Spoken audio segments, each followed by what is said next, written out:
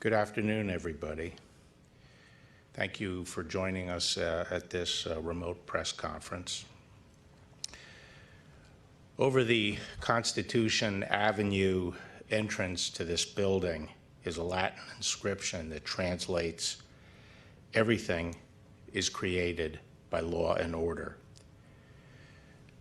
That ancient principle still holds true.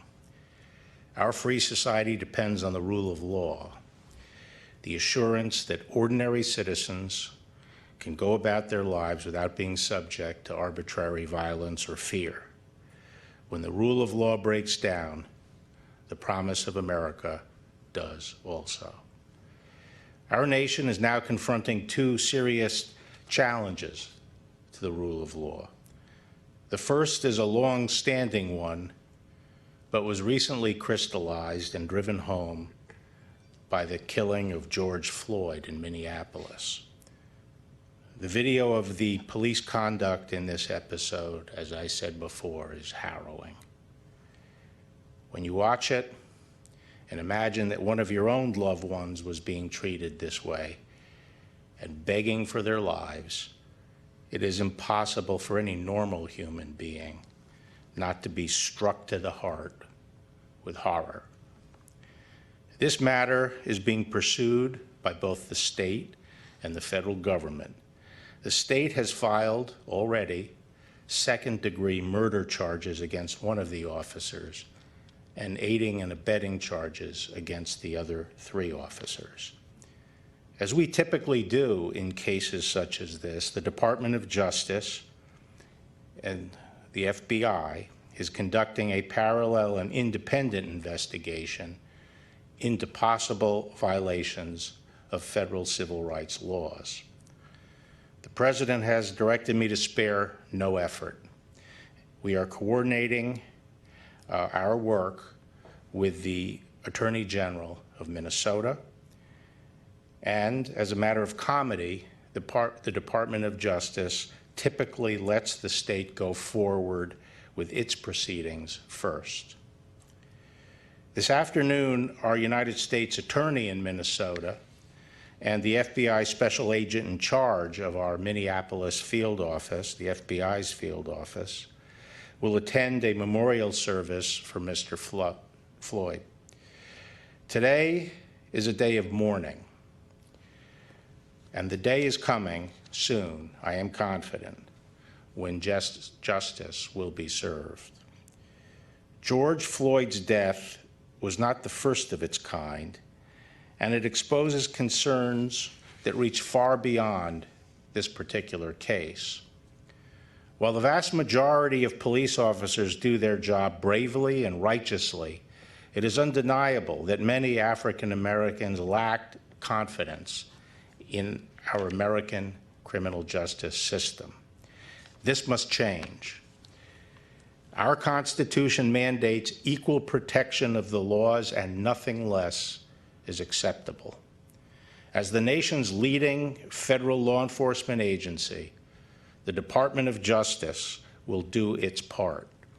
I believe that police chiefs and law enforcement officials and leaders around the country are committed to ensuring that racism plays no part in law enforcement and that everyone receives equal protection of the laws. In October 2019, the President established the first Commission on Law Enforcement since the 1960s. And I am meeting with them later this month, and I have been talking to law enforcement leaders around the country. And in the weeks and months ahead, we will be working with community leaders to find constructive solutions so that Mr. Floyd's death will not have been in vain. We will work hard to bring good out of bad. Unfortunately, the aftermath of George Floyd's death has produced a second challenge to the rule of law. While many have peacefully expressed their anger and grief, others have hijacked protests to engage in lawlessness. Violent rioting, arson, looting of businesses and public property, assaults on law enforcement officers and innocent people, and even the murder of a federal agent. Such senseless acts of anarchy are not exercises of First Amendment rights. They are crimes designed to terrify fellow citizens and intimidate communities. As I told the governors on Monday, we understand the distinction between three different sets of actors here. The large preponderance of those who are protesting are peaceful demonstrators who are exercising their First Amendment rights. At some demonstrations, however, there are groups that exploit the opportunity to engage in such crimes as looting. And finally, at some demonstrations, there are extremist agitators who are hijacking the protests to pursue their own separate and violent agenda. We have evidence that Antifa and other similar extremist groups, as well as actors of a variety of different political persuasions, have been involved in instigating and participating in the violent activity. And we are also seeing foreign actors playing all sides to exacerbate the violence. The Department of Justice is working to restore order in the District of Columbia and around the nation. Here in Washington, we are working with the local police, the citizen soldiers of the National Guard, and other federal agencies to provide safety and justice. We have deployed all the major law enforcement components of the department on this mission, including the FBI, the ATF, the DEA, the Bureau of Prisons, and the U.S. Marshal Service. Their leaders are with me today and we'll be talking shortly. I thank all of these leaders and their components for working bravely and professionally to protect the district. I'm pleased to say that, especially over the last two nights, the demonstrations, while large, have been peaceful.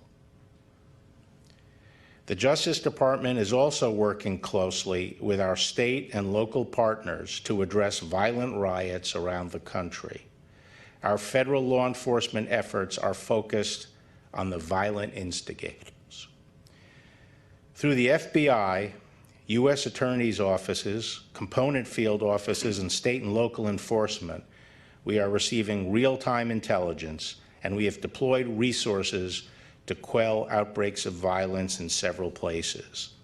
I urge governors and mayors and other state and local leaders to work closely with the National Guard and with us.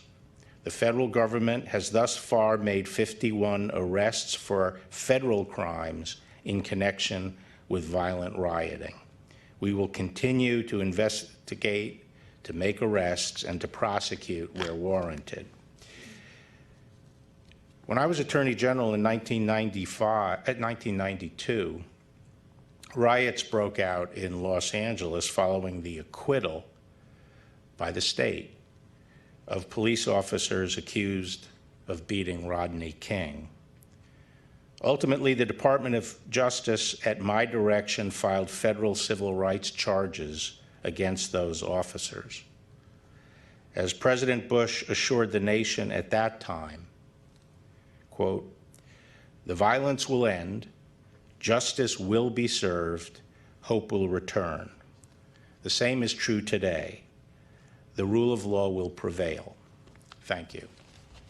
Now I'd like to introduce my colleague, Chris Wray, the director of the FBI, and I have to say, this is the FBI that I've had the pleasure of working with over the last few days, the FBI that I know and love, that have really stood up here and performed magnificently, not only here in DC, but around the country and in all their field offices.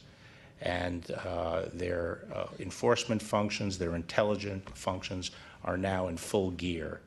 And I'm confident that with the FBI's leadership, we are going to deal effectively with the criminals who are involved in extremist violence. Chris?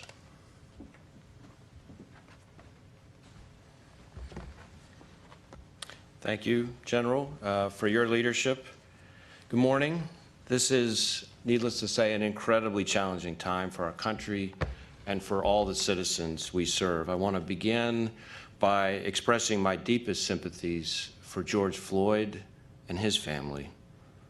Like most of you, I was appalled and profoundly troubled by the video images of the incident that ended with Mr. Floyd's tragic death.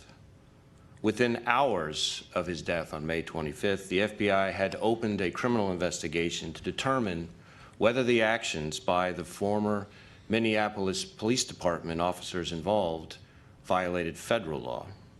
We're moving quickly in that investigation, and we're going to follow the facts wherever they may lead in our pursuit of justice. Mr. Floyd's family, like a lot of families who have lost loved ones in recent weeks, are suffering right now and trying to find a way forward. In fact, our entire country is trying to find a way forward. That's because this is not just about George Floyd. This is about all of those over the years who've been unjustifiably killed or had their rights violated by people entrusted with their protection. When law enforcement fails to fulfill its most basic duty to protect and serve its citizens, particularly members of a minority community, it not only tarnishes the badge we all wear, but erodes the trust that so many of us in law enforcement have worked so hard to build. And when people feel that we haven't lived up to the trust that they place in us, it is understandable that they want to speak out and protest. And the FBI holds sacred the rights of individuals to peacefully exercise their First Amendment freedoms. Nonviolent protests are signs of a healthy democracy, not an ailing one. The FBI's mission is to protect the American people and uphold the Constitution. That mission is both dual and simultaneous. It is not contradictory. In engaging with our communities during these protests, we in law enforcement must balance the safety and security of our communities with our citizens' constitutional rights and civil liberties. One need not and must not come at the expense of the other. In recent days, the violence, threat to life, and destruction of property that we've seen in some parts of the country jeopardizes the rights and safety of all citizens, including peaceful demonstrators, and it has to stop.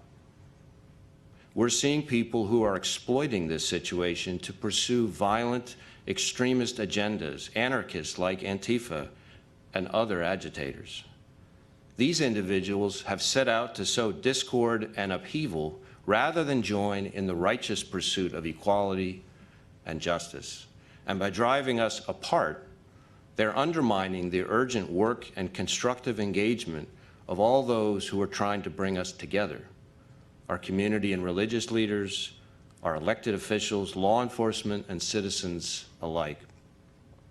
Many have suffered from the violence instigated through these radicals and extremists, including members of our own law enforcement family, officers killed or gravely injured while just doing their jobs, fulfilling their duty to the public by trying to keep everyone safe. To be clear, we are not in any way trying to discourage peaceful protesters. And to those citizens who are out there making your voices heard through peaceful, lawful protests, let me say this: we in law enforcement hear you. We have to make sure that our policing and our investigations are conducted with the professionalism and commitment to equal justice that you all deserve. But we are also committed to identifying, investigating, and stopping individuals who are inciting violence and engaging in criminal activity. So at the FBI, we're focusing our efforts on supporting our law enforcement partners with maintaining public safety in the communities we're all sworn to protect.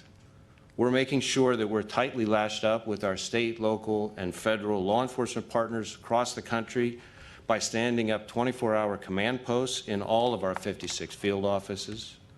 We've directed our 200 joint terrorism task forces around the country to assist law enforcement with apprehending and charging violent agitators who are hijacking peaceful protests. On a national level, we're soliciting tips, leads, and video evidence of criminal activities through our National Threat Operations Center, NTOC. And over the past few days, like the Attorney General, I've been speaking with law enforcement leaders in various parts of the country to ensure that we're providing the support they need and to let them know that in every community, the FBI stands ready to assist wherever we can. The relationships that we've built with our law enforcement and community partners are more important now than ever, because the reality is we can't do our jobs without the trust of the American people.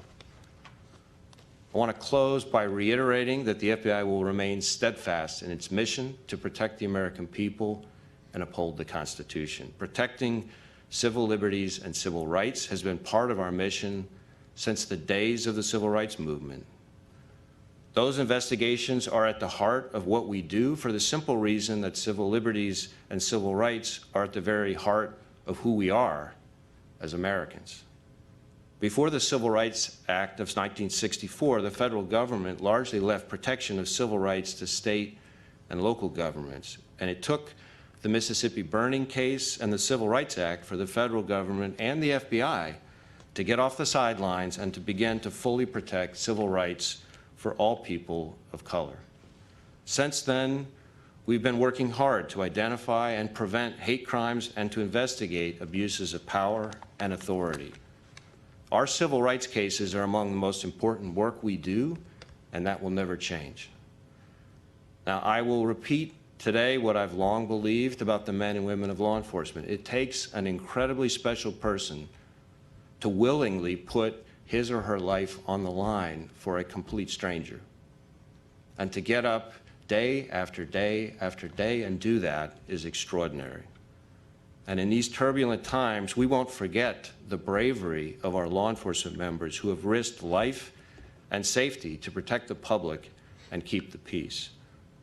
But the difficulty of that job doesn't diminish the role we play in society, which is to protect and serve all citizens, no matter their race, creed, orientation, or station in life.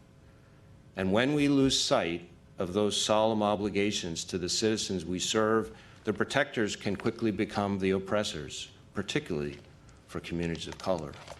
As law enforcement, we're bound by an oath to serve all members of our community with equal compassion, professionalism, dignity, and respect. The American people should expect nothing less from us. Thank you.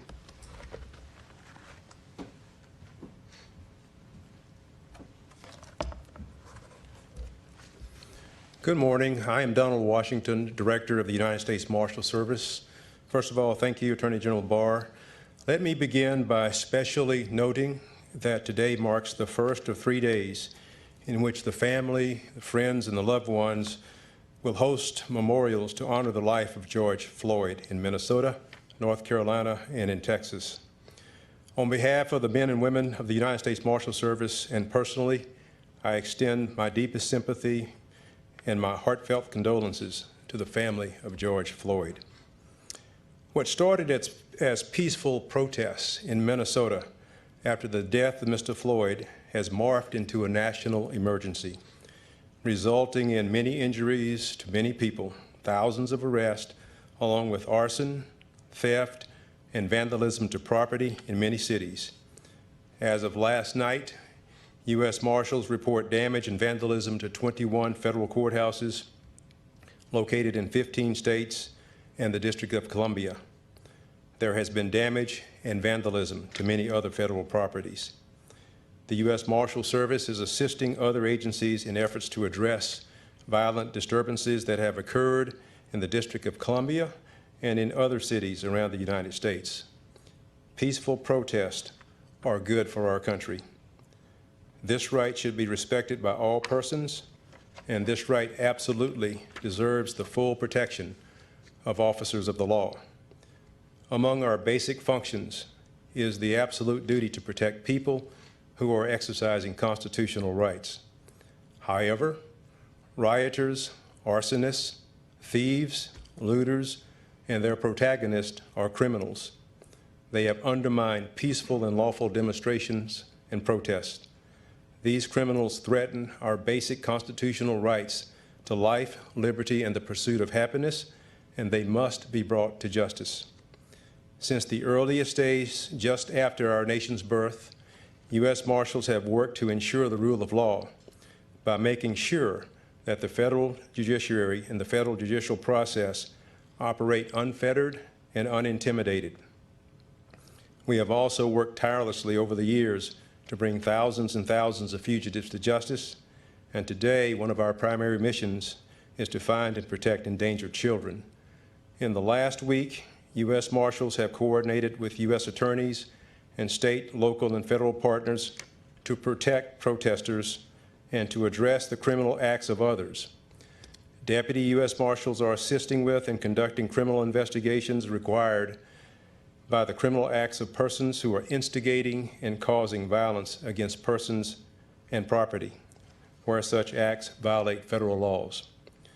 Working with our local law enforcement partners, we are also securing federal properties threatened by criminal acts and protecting persons from the violent acts of others. I believe strongly that this special mission is important to our democracy. We will protect those who are engaged in lawful protests, but we will arrest those who commit felonies in our presence. We are working violent crime warrants and investigating gang activities that incite riots or terrorism. We are assisting and partnering with federal, state, and local authorities consistent with our broad federal jurisdiction. To our local governments and private sector leaders, we know that we are stronger, much stronger, when we work together. We will achieve our collective goals of protecting lawful protesters and lawful protests while also enforcing the law. I do not pretend even for a moment to speak for the other leaders here, but I am certain that we all want local leaders to have the confidence and the conviction to request and utilize all available resources to fight violence and to protect our communities. The U.S. Marshal Service is your partner too. In summary, the U.S. Marshal Service will continue to perform our many day-to-day missions, and we will also assist our federal, state, and local partners during this emergency. We will work urgently to keep citizens and law enforcers safe. I thank our concerned citizens for their patience and for their continuing support, and I look forward to any questions you may have. Thank you.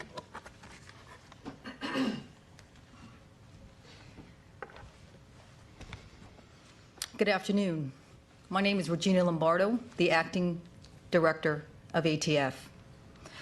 For many special agents, one of the proudest moments is when you raise your right hand to take the oath of office to support and defend the United States Constitution. And we take that oath seriously. However, in the moment, we don't know exactly what we will be faced with, what challenges we will have to overcome in order to uphold that oath that we took. In this moment today, we express our warmest sympathies to the family of George Floyd and acknowledge the pain and suffering for his family. We also have sympathy for those that are suffering across the country. Unfortunately, where our constitutionally protected right to peacefully assemble has sometimes turned to the riots and criminal acts, the resulting violence involves crimes of ATF's core mission. Shootings, responding to shootings, burglaries, arsons, bombings, especially destructive devices such as the Molotov cocktail. At the request of the Attorney General, ATF has provided every available resource. We have deployed a large number of special agents, our special response team here in our nation's capital. We have supported the Washington Metropolitan Police Department, the United States Secret Service, and the United States Park Police to protect the public, property, and the national landmarks that belong to each and every one of you. Our national response teams are here in Washington, D.C.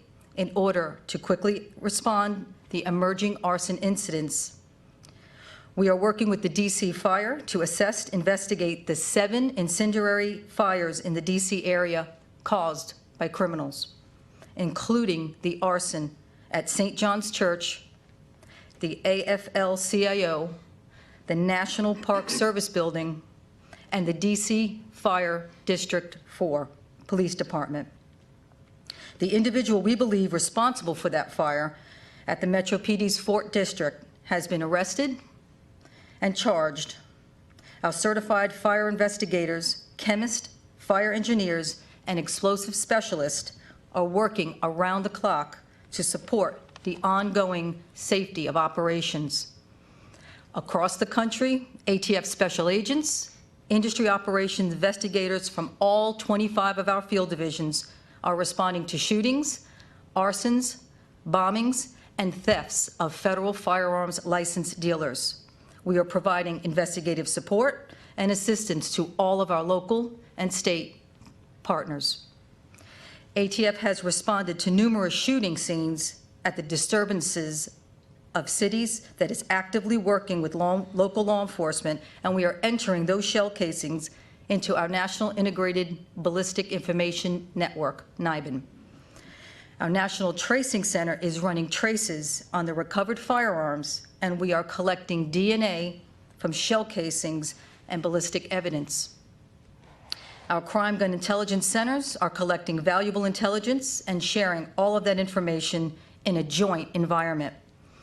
ATF's JTTF representatives are working with the FBI in multiple cities, as well as our Department of Justice partners, the U.S. Marshal Service, the DEA, and the Bureau of Prisons, all state and local federal law enforcement working in partnership.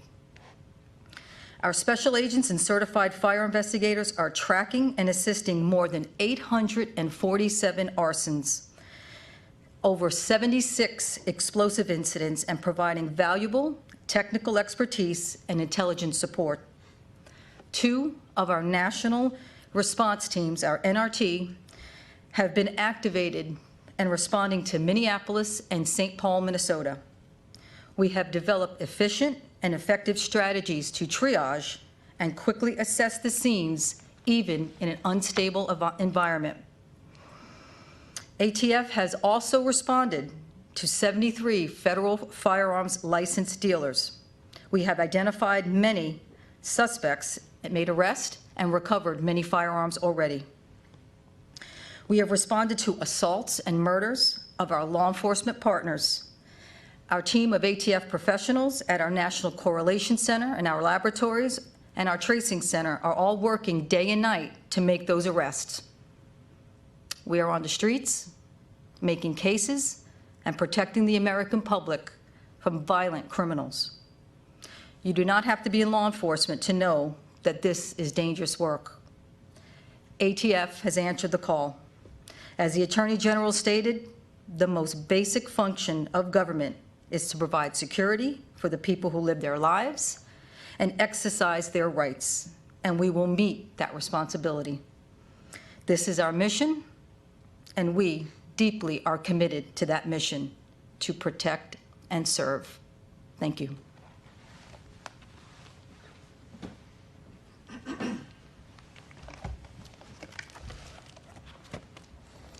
Good morning. My name is Michael Carval, the Director of the Federal Bureau of Prisons. The Bureau of Prisons staff are federal law enforcement officers who are often called upon to assist during crisis situations within our communities. The Attorney General asked the BOP to request and assist other law enforcement agencies in maintaining order and peace in the District of Columbia. BOP crisis management teams are highly trained to deal with various types of emergency situations, including crowd control and civil disturbances. They are experienced in confrontational avoidance and conflict resolution. In the aftermath of the tragic death of George Floyd, it is unfortunate that these services are necessary. On behalf of the BOP and its 36,000 staff, I extend our greatest sympathies to the family for his loss. We also respect the rights of the public to express their frustration and grief. We appreciate those who seek to ensure the events surrounding Mr. Floyd's death are never repeated again. It's shameful those voices are being drowned out by those seeking to incite violence and destroy property. I'm proud of the work our staff do every day to keep our institutions safe, and I'm honored that they were called upon to assist our communities. Thank you.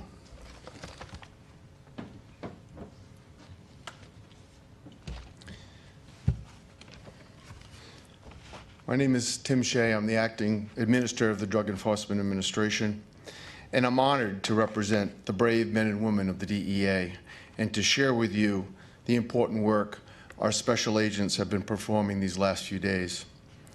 But first, I'd like to join the Attorney General and take a moment to express my sincere condolences on behalf of myself and the men and women of the DEA to the family and friends of George Floyd, as well as to all those who mourn his passing.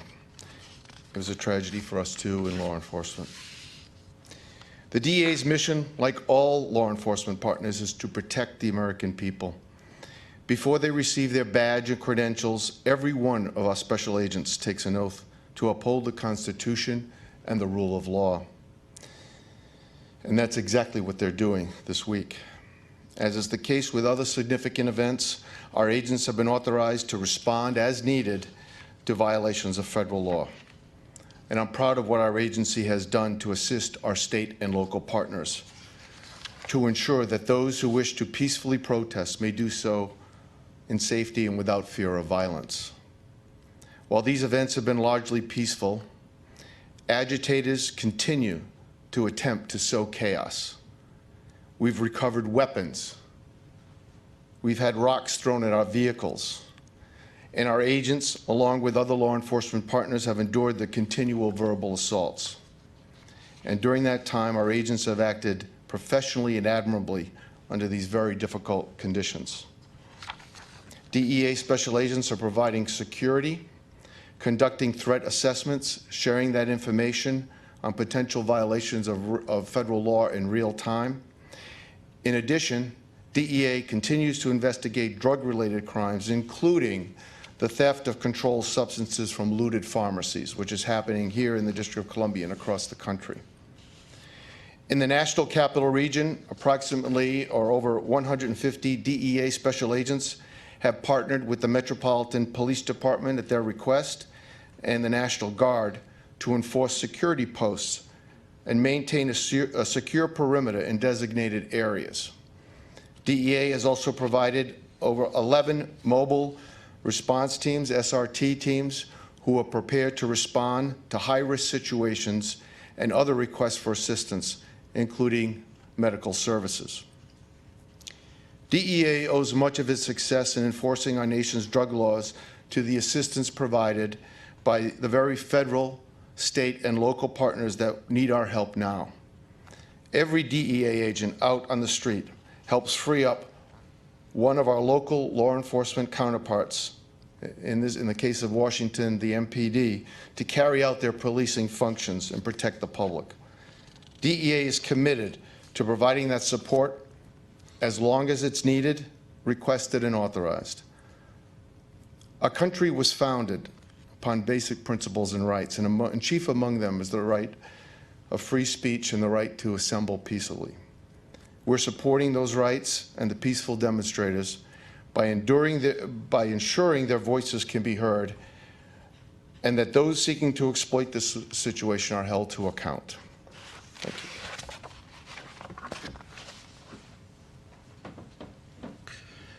Thank you. And with that, I'll open it up to questions. Thank you. To ask a question, you may press star and one. Once again, ladies and gentlemen, it's star and one to ask a question.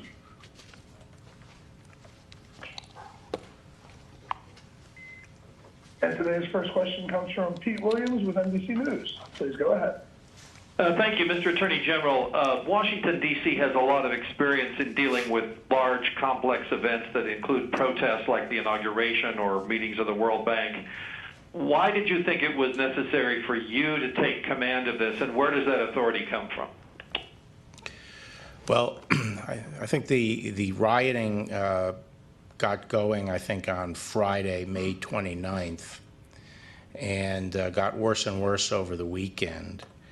It culminated or came to a crescendo over the weekend on Sunday evening right around the White House on H Street on the northern side of Lafayette Park. And it was very serious rioting. The Treasury Department annex there was broken into. A historical building on Lafayette Park, which is federal property, was burned down. There was a fire set at the historical St. John's Church right there across from the White House, and an old church that goes back to the 18th century and is referred to as the Church of Presidents. The rioters used crowbars to dig out the pavers at Lafayette Park and use them as projectiles thrown at Secret Service and other federal agents. There were numerous head injuries among the federal personnel whose responsibility is to protect the White House. Just to give you an indication, but from Saturday until today, and virtually, the lion's share of these injuries came over the weekend, there were 114 injuries to law enforcement, most of those to federal agents, and most of those inflicted right around the White House. There were 22 hospitalizations, and most of those were serious head injuries or concussions that required monitoring and treatment. On Monday, the president asked me to coordinate the various federal law enforcement agencies, not only the multiple Department of Justice agencies, but also other agencies such as those in the Department of Homeland Security. So we had a coordinated response and worked with the National Guard and also with the DC Police. That morning, we decided that we needed more of a buffer to protect the White House and to protect our agents and Secret Service personnel who could be reached by projectiles from H Street. I made the decision that we would try to move our perimeter northward by a block to provide this additional protection. And later at 2 o'clock on Monday, I met with all the various law enforcement agencies and we set our tactical plan. And that plan involved moving our perimeter a block north to I Street.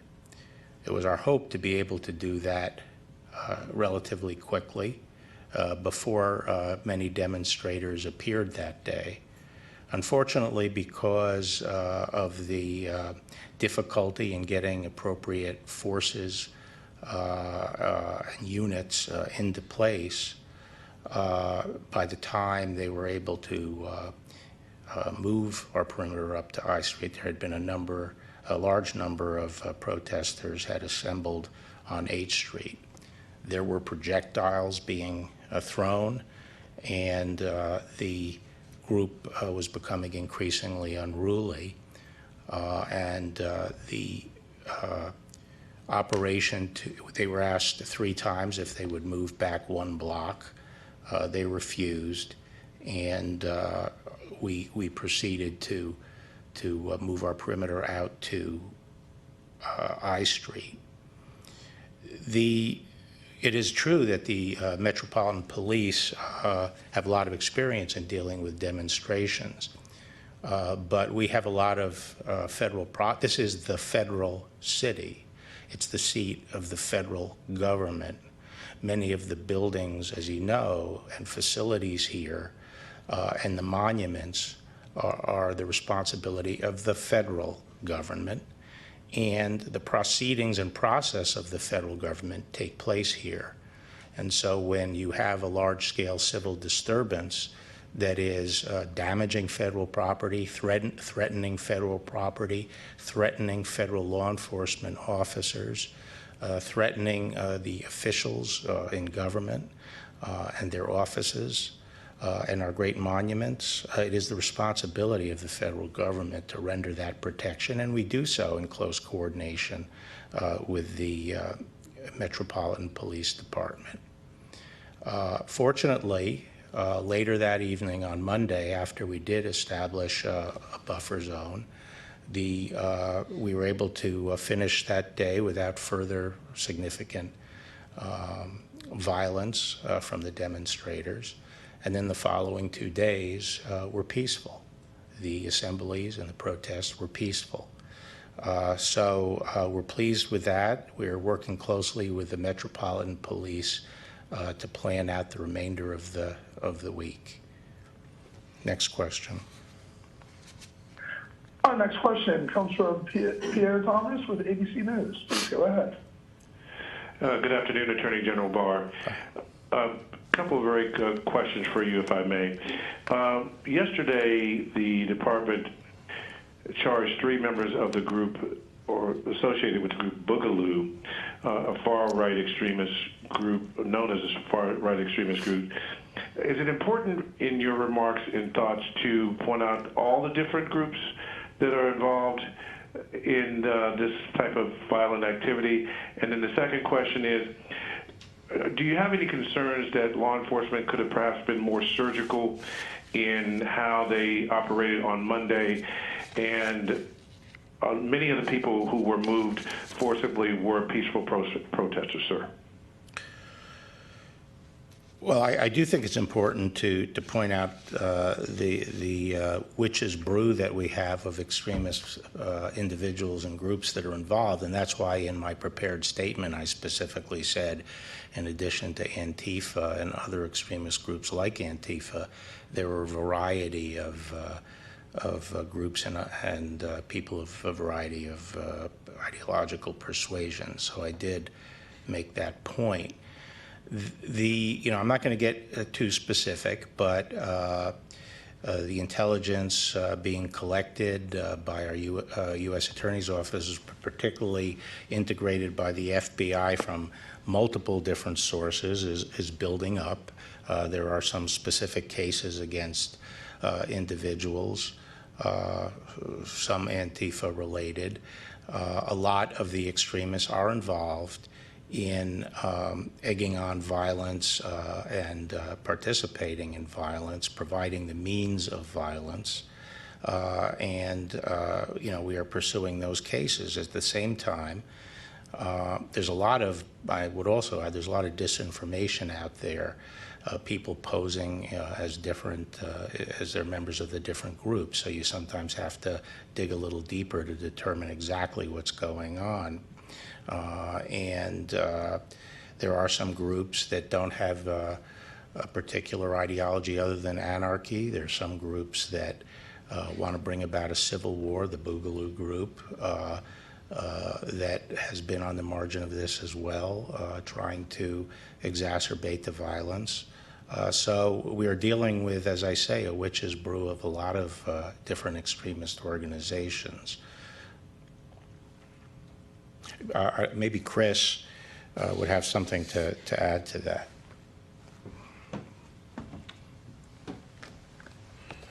Sure. I mean, let me say first, as I've said for quite some time, and including even my first few months in the job, we, the FBI, have quite a number of ongoing investigations of violent anarchist extremists, including those motivated by an Antifa or Antifa-like ideology, and we categorize and treat those as domestic terrorism investigations and are actively pursuing them through our joint terrorism task forces. In the course of the current unrest, while the majority of the protesters are peaceful, there are certainly instigators, agitators, and opportunists seeking to exploit these demonstrations to commit violence or rioting. And exactly who these people are, who's driving them, what tactics they use, varies widely sometimes from city to city, sometimes even from night to night. And we're working with all of our law enforcement partners to gather as much information as we can about that topic and to bring federal charges where appropriate and possible. So we're about the violence. We're not about the ideology. And it doesn't matter what your ideology is. If you commit violence or rioting or acts that we would consider terrorism, we're going to pursue it. The second part of your question, Pierre, I mean, one of the difficulties is that while there are peaceful demonstrators and participants in these protests, it is the instigators, those committed to violence, basically shield themselves by going among them and carrying out acts of violence. Those I saw the projectiles on Monday when I went to Lafayette Park to look at the situation, and as one of the officials said, that he pointed out various knots of people where the projectiles were coming from, and we could see, and it was a lot of demonstrators, and it's hard to know exactly where they're coming from. Frequently, these things are thrown from the rear of the demonstration.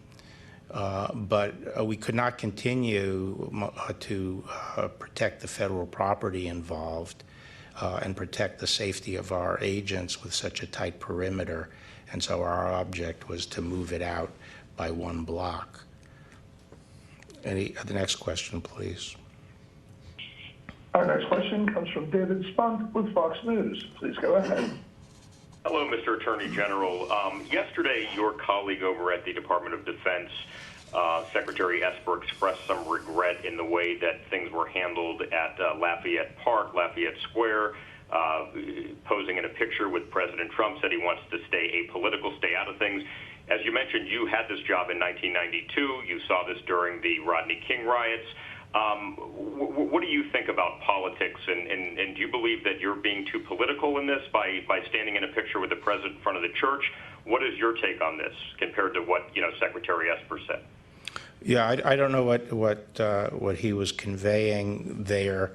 Obviously, my interest was to carry out the law enforcement functions of the federal government and to protect federal facilities and federal personnel, and also to address the rioting that was interfering with the government's function. And that was what we were doing. I think the president is the head of the executive branch and the chief executive of the nation, and should be able to walk outside the White House and walk across the street to the Church of Presidents. I don't necessarily view that as a political act. I think it was entirely appropriate for him to do. I did not know that he was going to do that until later in the day, after our plans were well underway to move the perimeter. So there was no correlation between our tactical plan of moving the perimeter out by 1 block and the president's going over to the church. The president asked members of his cabinet to go over there with him, the 2 that were present, and I think it was appropriate for us to go over with him. Next question. Thank you, sir. Our next question comes from Mike Balsamo with the Associated Press. Please go. Thank you, Mr. Attorney General. Can you expand a little bit on your comments that foreign actors are responsible or working to exploit all sides here? And do you believe that's an organized disinformation effort from a foreign government? And have you identified, which countries are responsible for that? And then I have a separate question for Director Carvajal, if I could, right after that. Okay. I may ask Chris if he cares to provide a little more detail. I'm not sure how much detail we want to get into, but people shouldn't think that countries that are hostile to the United States, that their efforts to influence the U.S. or weaken the U.S. or sow discord in the U.S. is something that comes and goes with the election cycle. It is constant. And they are constantly trying to sow discord among our people. And there's a lot of disinformation that circulates that way. And I believe that we have evidence that some of the foreign hackers and groups that are associated with foreign governments are focusing in on this particular situation we have here and trying to exacerbate it in every way they can. Unless Chris has something to add, I can turn it over to you. Not a whole lot that I can say here, other than to say that it is unfortunately not unusual for foreign actors to choose to try to amplify events in this country to sow divisiveness and discord, and in particular through the use of state-associated media from some of those countries, but also social media provides a bullhorn or an amplifier to gin up more controversy where controversy may already exist, and to try to generate upheaval in that regard. And those foreign actors should know that we're watching it extremely closely and are prepared to act if necessary. And what's your question for Mr. Carvajal? Director, can you address some concerns that have been raised in the last few days about the BOP, specifically that some officers stationed around D.C. Have said that they've been specifically told not to tell people that they work for the federal government? And last night we learned an inmate at the MDC in Brooklyn had died after officers used pepper spray on him after he barricaded himself. Do you have concerns there that non-lethal force resulted in someone's death?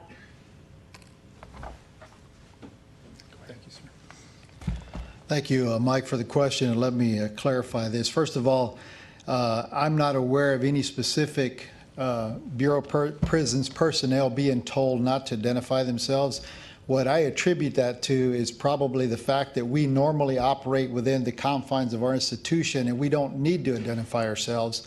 Most of our identification is institution specific and probably wouldn't mean a whole lot to people in D.C.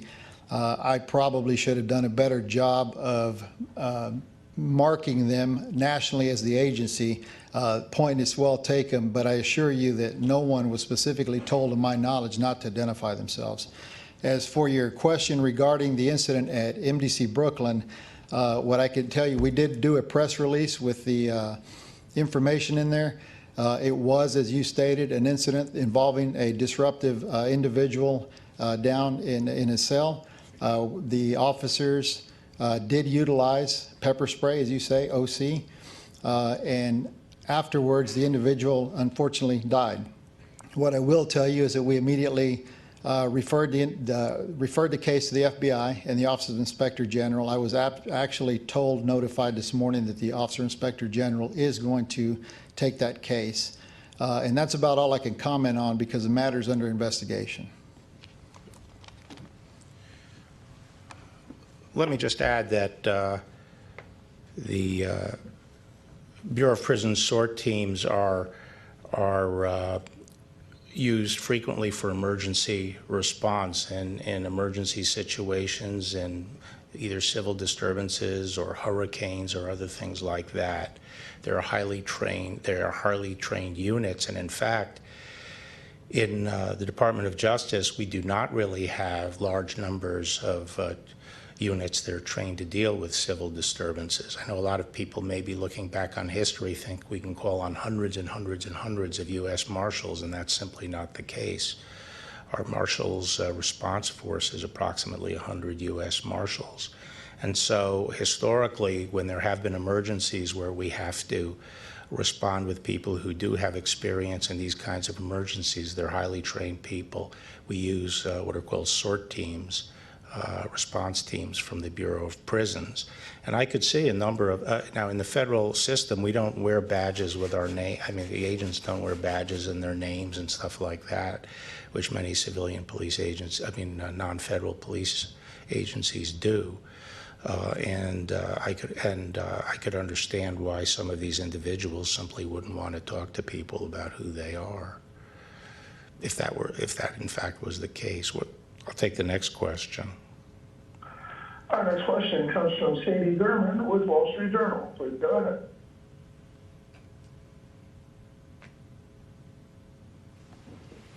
Katie, your line is open, ma'am. Can you hear me? Yep. Hi there. Hoping you can explain how exactly you coordinate the National Guard deployment and movement in and around Washington with those of various federal law enforcement agencies. Is it you who communicates the orders to them, and how does that work? No, well, it largely depends who they're supporting at that time. Some of the National Guard were supporting the Metropolitan Police Department, and some of them would be out beyond the White House perimeter, working the streets with MPD. So they would be tactically attached there. Others, we asked the National Guard to protect federal monuments, and so a number of the units, maybe even, well, I won't speculate about a majority, but a lot of the units were dispersed around the city to protect federal monuments or particular federal facilities.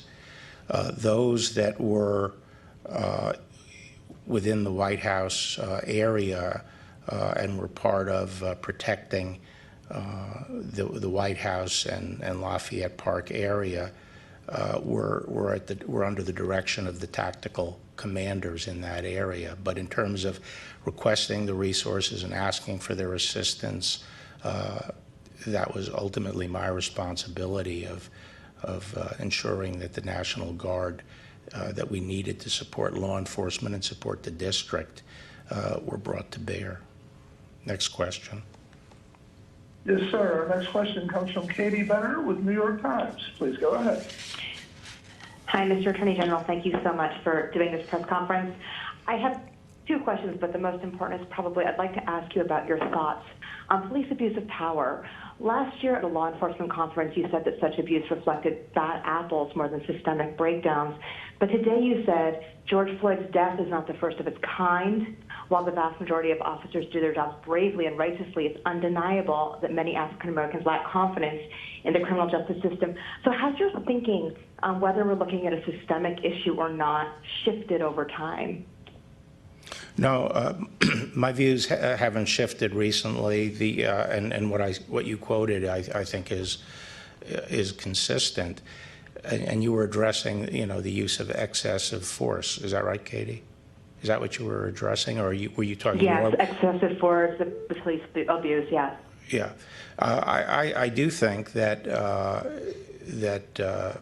those who engage in excessive force that involves, remember, federal civil rights laws address willful use of excessive force, and those that engage in that kind of activity, I think, are a distinct minority. And I think the overwhelming number of police officers try conscientiously to use appropriate and reasonable force. And then my second question was just, it seems that we're ratcheting up in the district the tools and the power of the federal response, giving DEA, BOP, for example, the power to make arrests. I'm wondering why that's happening now, because it seems that the streets have been relatively calm and there's no curfew tonight. And I think that decision was made by the mayor because she has confidence that we've sort of returned to order.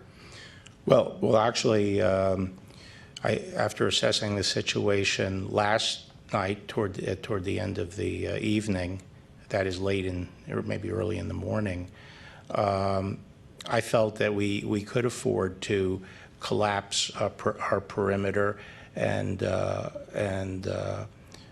eliminate some of the checkpoints and so forth, and take a little bit of a more low-profile footprint for a couple of reasons. Number one, I think that we have seen a sharp reduction in violent episodes and peaceful demonstrations, and our hope and expectation is that those will continue.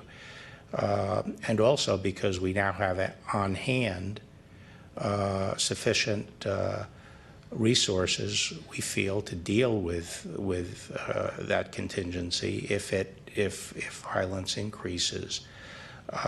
So I do think that over the weekend, and certainly at the beginning of this week, we had a phenomenon around the country with a number of cities getting extremely violent. A lot of officers have been hurt around the country, a lot of victims, a lot of property damage. And as I said, on Sunday, it was probably the peak of violence in D.C., and on Monday, we were still facing very large demonstrations that were belligerent and throwing projectiles, although the evening ultimately ended more peaceably. So as I told the governors on Monday, it's very important to use sufficient forces, law enforcement, to establish law and order in a city when you have riots running. If you use insufficient resources, it's dangerous for everybody. It's dangerous for the officers, it's dangerous for the protesters, it's dangerous for the population, because things can easily get out of control and you lose control of events. That's what riots are. And the way to address it is to make sure the resources are there and the people understand the resources are there to deal with that kind of violence. And I think once that occurred, it provided an environment where things could quiet down, and they did quiet down, and hopefully they will stay quieted down. Next. Okay. I think that was it. I appreciate everyone's attendance. And I again want to appreciate the hard work done by all the men and women in the Department of Justice and the Justice Department components and their leaders. Thank you. Thank you all for attending.